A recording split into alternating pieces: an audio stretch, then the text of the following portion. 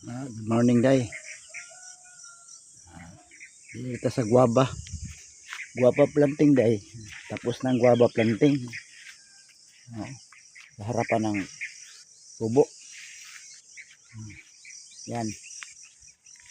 Guava yan. Sa harapan ng kubo. Tapos na yan. Tapos na.